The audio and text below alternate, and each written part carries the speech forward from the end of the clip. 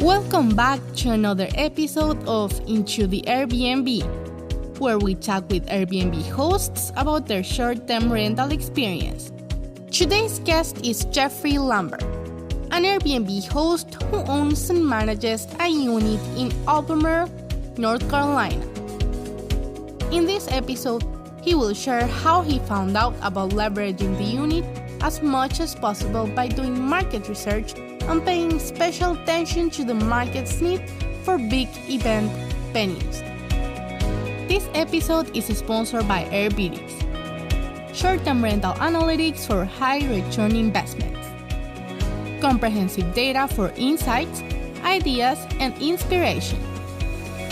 Go to app.airbnb.com to find precise Airbnb data such as occupancy rate, revenue, average daily rate, and so on. So, without further ado, let's get into it. So, how did you get started in Airbnb? Well, I'm not doing it as a business or a job. I think the best way to put it is, are you familiar with the expression, having your cake and eating it too? Mm-hmm. I didn't want to have to sell that house, but intellectually, I couldn't justify keeping it. Mm-hmm. And, if I could have it pay for itself, then I can justify intellectually keeping it. Why would I sell it if it's paying for itself? And Right. I use it when I want to. So Mm-hmm. I'm intentionally spending any money that comes in from rentals back on the property to improve it. Yard work, put ceilings in the basement, all kinds of maintenance and home improvement type things. The place has never looked as good as it does now. I am so proud when I pull up at the driveway when we spend a weekend there. So you didn't spend anything so far in the properties? Oh, no, I've been spending a lot of money on it. But all the money's coming from the rentals, from the money from the short-term rentals through Airbnb. All of it I'm spending back on the property. Oh, so it pays for itself. It's great. I've Yeah. also seen the pictures of your listing. It's really beautiful. I could not be more proud of that place. I designed that house and built it myself. Well, I hired carpenters and electricians to do the work. Drawings. I designed it myself, and I built it in the footprint of my grandparents' house. I had their house moved out and built that house there. And that was in 2013. And I built it at the time I was married, coming up on 30 years, and I thought it would make everything better with the marriage. Well, she divorced me 2 years later, and I had to leave the house for a year and a half, 2 years while we were going through the divorce. And then I had to take money out of my retirement to buy her out of the house so I didn't lose it. And then I lived there for a year by myself, year and a half, and spent all my weekends doing yard work. It's 3,800 square feet heated, an 800 square foot 2-car garage underneath it, and an 1,100 square foot wraparound porch, all under the same roof. That's a lot for one person. And then the yard, I don't know if you've seen pictures of the yard. I would spend all my weekends doing yard work and was still getting behind. Then I met Betsy. We met in September 2019. She's got a 550 square foot cabin out in the foothills of South Carolina. She owns, no payment on it. And I'm thinking, why am I living here? But I couldn't sell it. I just emotionally attached to the place. I looked at long-term rentals, and it was difficult to Albemarle. I'm not on a lake. I'm not in the mountains. I'm not at the beach. It's just out in the country. So to find someone that would want to rent it long-term for what I needed just to cover the cost, it wasn't happening. I went on the internet just looking on my phone, how do I, do a listing with Airbnb? How does that work? And I go through all these questions, and then it says, congratulations, you've listed your home. Now add pictures. And I'm like, what? So I find some pictures I had on my phone and put on, and then I get a booking for Christmas.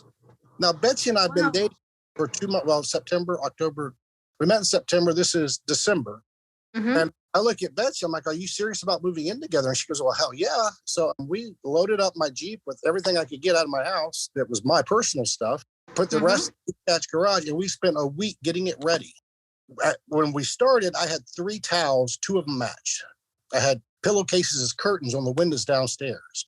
We spent a ton of that week, way more than I made, just buying towels, just getting it ready for guests. I emptied out all the closets, all the dressers, bought everything we needed.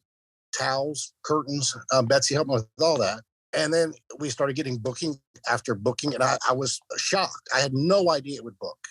How come did you not know that your area is popular on Airbnb, or is it not? Is it just your listing? It is. There's not a lot of listings out that way, and most of the listings are not, because it's a 5-bedroom house, so we can have 16. We list 16. Well, 12 guests is what we list, but for 5 bedrooms on 20 acres. Now, again, it's not on a lake, and it's not in the mountains, and it's not at the beach. It's just out in the country. But we happen to be relatively close to 3 different wedding venues. So people having weddings, they're out-of-town families. 3 families can stay in my house for about the same money as staying in the Holiday Inn Express in Albemarle. So that's huge. Now you got a 1,100 square foot wraparound porch. There's 22 chairs on the porch right now for people to sit with ceiling fans in the summertime. And then their own kitchen. I mean, I designed the house as a place for friends and family to gather. We've had families ourselves there with 40 people at one table in the dining room, living room, move the furniture and put one long table down the middle.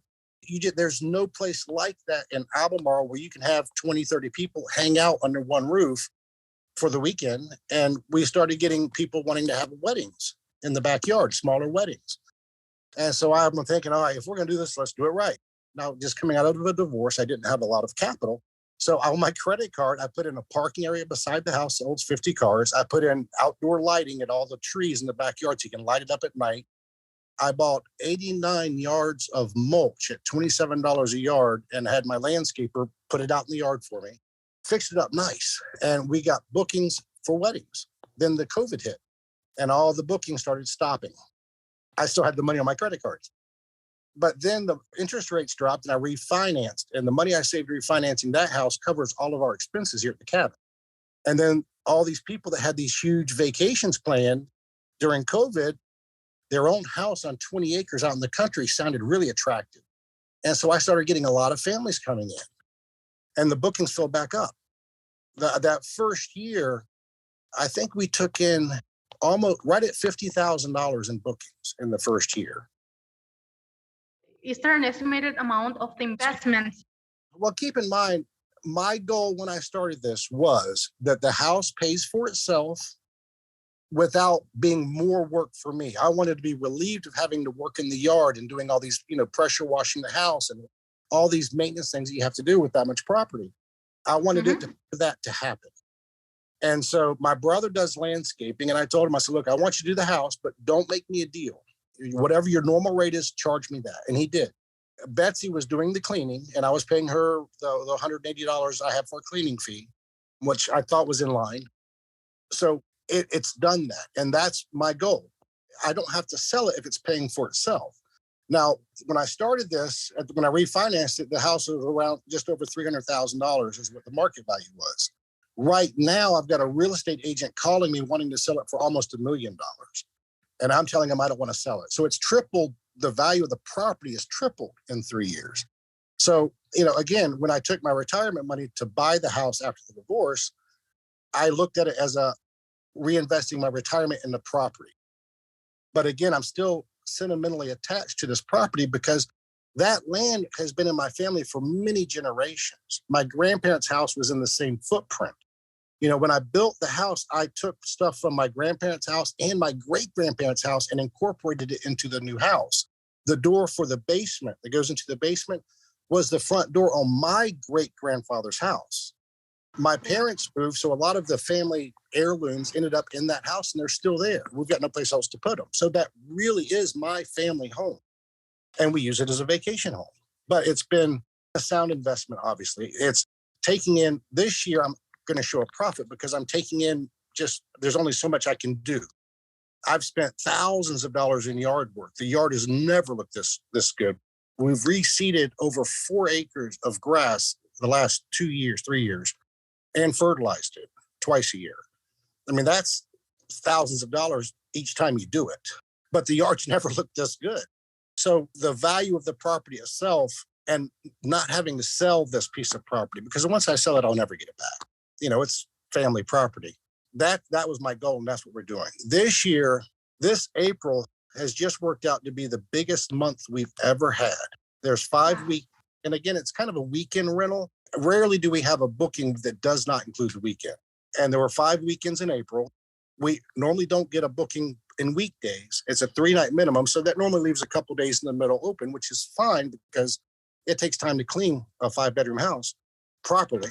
Then we've had a few people fill in the weekdays. So this month, we're taking in almost $10,000 in bookings. And I just added it up. My housekeeper and my landscaper is about $2,500. This year is going to be difficult not to show a profit. Wow, that's impressive. I think the good thing you're doing is you know how to take advantage of the listing. I know there are many people out there with property that is this big, and maybe people want to rent it out for a wedding, like you said, or a family gatherings, and they don't allow it. But the fact that you allow it and there are wedding venues around you, that is like a real good way to take advantage of the location of the property and the size of the property. So I get what you're getting, like a lot of revenue. Again, I'm not at a big vacation spot like the mountains or the beach, but I found my niche in that town because there's no place like it that you can compare it. Airbnb, when I first started, they were like, well, $70 a night. Well, $70, I can't clean it for $70. You know, you can't clean that house. And when the COVID hit, the rental place in Albemarle didn't deliver their chairs and tables anymore. So I bought 90 brand new white folding chairs that we'd use for an outdoor wedding.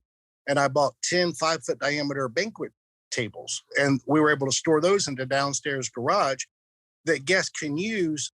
We charge $2 a chair and $10 for the tables. That's the same price as the Albemarle place, except they're there. Use them or don't. It's if you need 20, take 20. If you need 30, take 30. And then whatever they use, put back, and they can pay for that through the Airbnb app. So we tried to just make it more of a convenience. But it's been incredibly rewarding. If you read through our reviews, they're great. But the real heartfelt messages that we've gotten in our guest book. I mean, we've had a young girl, I think she was 8. She met her godparents and caught her first fish at that house. We've had families, the few times we've had weekends that weren't booked, inevitably at the last minute, we have a family for a funeral that are coming into town and they need a place to go. And we've had families have big memorial services in the backyard. And just those type of things, I didn't expect that. I've always enjoyed hosting, and I'm proud of that property. I love it when other families get to enjoy it like I do. But it's been incredibly rewarding. I get it completely. I congratulate you for it. It's really great what you've done. By any chance, do you find your area to be any seasonal? Are there any specific months where you don't get that much bookings or something similar? Well, yeah, I've looked back over the last couple of years. Typically, January, February is the slowest months. The last year by March, we were booked up every weekend for the rest of the year. I think we had one weekend in December. But I've been blocking July 4th weekend for my family. We have a July 4th party. And I block a weekend between Thanksgiving and Christmas where all my family comes. This year, we've got a few extra weekends that aren't booked. I think there might be 4 or 5 weekends right now that aren't booked. But I've blocked a week in June. My dad's and my mom are celebrating their 60th wedding anniversary, and my dad's turning 80. So we blocked that week for the house. And all of our families meeting there to celebrate their anniversary and my dad's birthday. The 2 weeks after that, I've got a friend that's getting married and they're going to have a big party, and they've rented it out 2 weeks in a row. My son and his wife volunteer at their church youth group, and they're doing an camp out in the backyard a weekend in May. Those type of things. Again, I get to do that for people. We've had several neighbors on. Now, the streets out in the country, there might be 12 driveways and 2 miles on this road. But we've had 3 neighbors rent the house for a Marines reunion, a birthday party, and a wedding. And that's a huge compliment for me, for my neighbors, to think that much of that place that they would want to rent it for their event. Because there are many neighbors out there that don't like Airbnb properties at all. So you're very lucky with that. And you're right. And I'm sensitive to that. All my neighbors know what I'm doing. They all have my number, and I've let them know, if you ever see any problems or have any problems, let me know. We did have somebody book, not through Airbnb, but through another listing, through Verbo, and they wanted to have outdoor reggae festival. And I thought that was awesome. They set up a stage in the backyard. They had 2 solid days of reggae. Now, the neighbor Mhm. street, and she's probably 200 yards away, she put on Facebook the video. She was quarantined because she had the COVID, and but she put the video up of the reggae concert in my backyard, and it was loud. But she was digging it because she had her own concert. Some of the other neighbors complained and let me know they wanted to do the reggae thing again this year, and I told them that it wasn't good fit for the property because we had some neighbors that didn't like it. I try to be conscientious of not disturbing my neighbors. Well, like I said, that property, it's been in the family for generations. So Mhm. most of my neighbors are blood relatives. My cousins live on both Oh, across the street. So most people there, we're family. They know me. that's great. Also, they understand about your business and they also see that you're getting good guests as well. So I better like it. Yeah. And is there any particular strategy you use for pricing? Now with pricing, we've learned, like, we started with a 2-night minimum because it takes at least a day and a half, 2 days for Betsy to clean the place by herself. And we learned that you have a better chance of getting someone that comes in there and treats it more like a cheap hotel at 2 nights. 3 nights, and we raise the price a little bit, we get people we're finding our target clientele. And again, it's for friends and family gatherings and events, birthday parties. And it seems like right now the price range we're in and the 3-night minimum, we've been getting exactly that. We've been getting family events. This week, we had a family there during the weekdays celebrating their dad's 75th birthday. We get a lot of families they book from either up north or down south in Florida, and they meet halfway, which is in North Carolina, and they spend the week together at my house. So we're hitting our target audience with the way we've got it structured right now. Aside of that, is there any particular thing you base your price on? Because there are many hosts, for example, look at the competition to base their price. And I don't think you have much competition around there. And yours is a very particular listing, like you said before. So is there anything you have in mind aside of the 3 nights minimum to price your property? I have looked at other listings in that area, and to find something that can sleep 12, typically they're going to be on the lake, a large lake house, but their parking is limited. And again, I've got my event parking area holds 50 cars and the driveway holds 10. So parking's not a problem at my house. And as far as, pricing too high or too low, finding that sweet spot so that we're getting people that come in there and are going to respect the property and not pricing ourselves out of the market so that we stay booked regularly. Again, I kind of compare it to 3 nights at the Holiday Inn Express there in Albemarle. If we have 3 families there for 3 nights, that's about the same price as my house for 3 nights. And you can easily have 3 families in my house. The thing as far as pricing, I've looked at it. Maybe I could raise my price and at the end of the year take in just as much money, but not having it booked every weekend, less, wear and tear on the house, same amount of dollars. But then I have to take into consideration my landscapers every week, pretty much regardless, but my housekeeper. Betsy was doing it to start with, but she was diagnosed with neurological disease. So physically, she's not able to do the cleaning. So we lucked into finding this wonderful lady named April. I first started just kind of doing the days, giving us a day off so we could go out of town. But once Betsy's health declined, she started doing every cleaning for us. And I want to stay on her schedule. She's wonderful. She's got a family that's got a cleaning business, do house cleaning. We found her through a friend. She came to look at the house, and I think she priced it at $220 to do the house. And then we met with her after Betsy's diagnosis. So we need you to do every cleaning. Can you do that? And she said yes. Now the cleaning business, they can have their own accounts. We were her first account.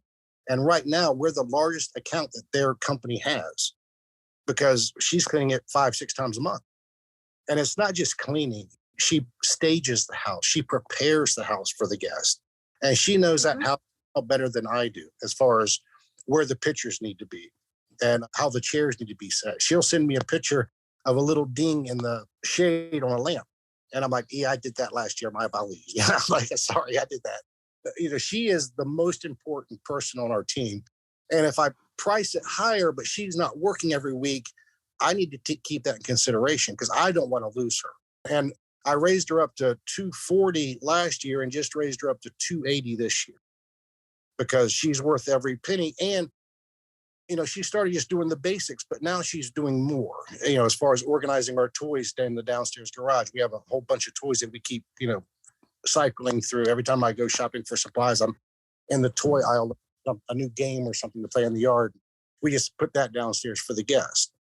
I want to stay on her schedule. And pricing myself higher and having less bookings, but the same amount of money affects the people that I depend on to make this happen.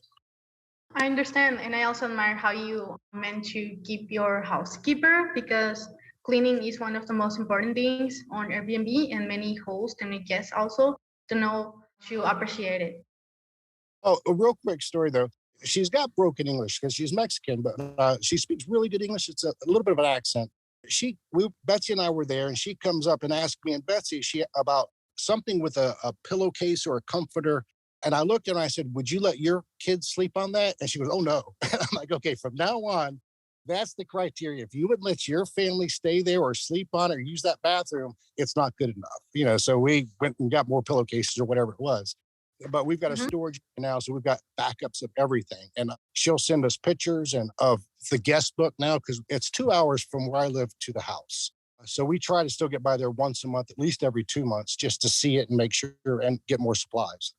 So you do kind of remote hosting as well? How have them gone? Well, that first year, Betsy cleaned it. So we were there every week, which was kind of fun. We'd get there and spend a couple of nights during the weekdays. I work remote. I'm an engineer for a construction management company, and a lot of my work's remote, so I can work here or there. But then once Betsy's health started declining, we got April doing it every week. We've been there once since before Christmas. And I'd like to go back, but like I said, this month is booked back to back. There's not a night there for me to go spend a day and a night there and kind of, look over everything. Yeah, so your calendar is fully booked for April. That's Yes. amazing. In this time being an Airbnb host, have there been any major challenges that you found yourself? Well, I mentioned already finding that sweet spot with minimum number of nights and the price so that we're attracting the clientele that we're trying to get. And again, the idea of family get-togethers, friends meeting, like I said, we had that military group. They were retired Marine. They met out there for a long weekend. Those type of events, gatherings is what I'm trying to attract. Early on, we did have, when the 2 nights we had a group that was rowdy, the place was, it really didn't, the floor was so sticky throughout the main level of the house. I had to wear my slippers inside because the floor was sticky. It was just nasty, the way they left the condition of the house. But since we've raised it to finding that sweet spot for our target clients was number one. Number two right now was finding a quality housekeeper. And calling her a cleaning lady is not good enough. She is a housekeeper. She stages the house. She makes sure it's clean. She keeps us updated if something's looking worn that we may not have seen. She's vital. And finding someone that can do that you trust is worth every penny it takes to find them. Right now, I think the biggest challenge I've got is because I'm on Vrbo and Airbnb, I do have the calendars linked, but I have yet found how to make Vrbo add a day at the beginning and end of a booking automatically for cleaning and prep time. Airbnb, it's pretty simple. I've got it set up. But because I've got an 8 a.m. check-in, that's 8 in the morning, people can check in, and they don't have to check out till 3 p.m. The way they typically do it, someone checks out on the 22nd, the next person can check in on the 22nd, and I can't do that because it takes at least 5 hours for April and her aunts to get the house ready. So I need that day. And so when they book on Vrbo, I've got to instantly go and block the days so that they don't get booked over. I see. Yeah, I've heard from other hosts also that they don't like VRBO because it's a little bit hard to use and not as trustable as Airbnb. Yes, the Airbnb. Now I do almost all of it on my phone. But on the Airbnb app, you can go into your stats and click on your, I forget the income, and it shows you your total this year in bookings. It shows each month how much is booked and your percent booking, your occupancy rate. I haven't found that on Vrbo. I can't find that. So I've got to go through and manually add up all the bookings on Vrbo to see what my total projection is for this, or total future bookings are for this year. That number is important when I'm going to do a large improvement at the house. We're going to be putting a kitchenette downstairs in the basement area. I designed the house for that kitchenette eventually, and that's going to take some capital, and I don't mind floating the expense if I know the bookings are there. And that's a big challenge. Another minor challenge, I guess, is keeping up with the supplies. I do a lot of ordering through Airbnb and other deliveries, or Amazon and other delivery services, but timing the deliveries so they get there between guests. And April, our housekeeper, can get it and restock whatever she needs to restock in our storage area. I see. I understand. And lastly, are there any tips that you'd like to share for other Airbnb hosts? I have recommended you doing the Airbnb thing to many of my friends, especially people that are getting close to retirement age and they're doing more traveling, and the flexibility and the options available with Airbnb. You can list it for 1 week a year. You can do a minimum booking. You can change your price. It's very versatile. And it's not like you've got to move out of your house completely. And the advice that I give them is, there's no reason not to try it. And the key that I heard someone say, and I believe it completely, is undersell and overdeliver. In our listing, we don't mention that we've got a candy drawer in the kitchen, but I've got a candy drawer in the kitchen full of little chocolates for the guests. We make sure it's stocked between guests. And we've got all those toys that we don't advertise. Those are surprises. Those are those little bonuses. So when they show up, oh my gosh, there it is. We advertise we've got a fire pit. We don't advertise that we've got a lot of sawmill slats and wooden pallets beside the barn that they're welcome to use to have bonfires. So we try to undersell and then over-deliver with all these extras after they get there. Yeah, that is a great tip. It's my first time hearing about it, but I think it's really good. I think it's like a way to impress guests. And again, that has been more satisfying than I could have imagined. Reading these notes in our guest book, these heartfelt notes. Oh, we had adults, they were in their 40s, siblings that had never met each other. They met at my house for the first time and spent the week together. And she told me, the more I know about guests, the more I can do to make it more special event or a case stay for them. She mentioned it was her birthday and she never fished before. Well, I ordered a little fishing pole and had it delivered to the house while she was there with her name on it, said happy birthday from Jeff and Betsy. It was a $20 fishing pole. But I wanted to, and she was there, first time fishing, first time meeting her brother. That was really kind of you. Really happy to meet a host and think about their guests as you do. That's really important. Well, I told you from the beginning, I don't know if I'm the standard host nowadays. I'm not doing it for extra income. Looking into the future, if everything continues to be as smooth as it is now, we had 9 repeat guests. They were coming they changed their vacation plans. They want to come here again. When I do retire, then I could maybe start bringing in an extra couple $1,000s a month on the big months to supplement with my retirement. But or then I could sell the house. But right now, it's very little effort on my part. It hasn't been a hassle at all. And it's incredibly rewarding to hear these stories. And then when I go there myself to enjoy the place, it has never looked this good. That's great for you. It has been a pleasure talking with you. Thank you for your time and thank you for your tips as well. All right. Well, thank you. Thanks for listening to Into the Airbnb. We're looking for hosts and other people in the short-term rental industry to interview. If you had what we need and would like to share your experience in this podcast, please send us an email. All the info is at the end of the description.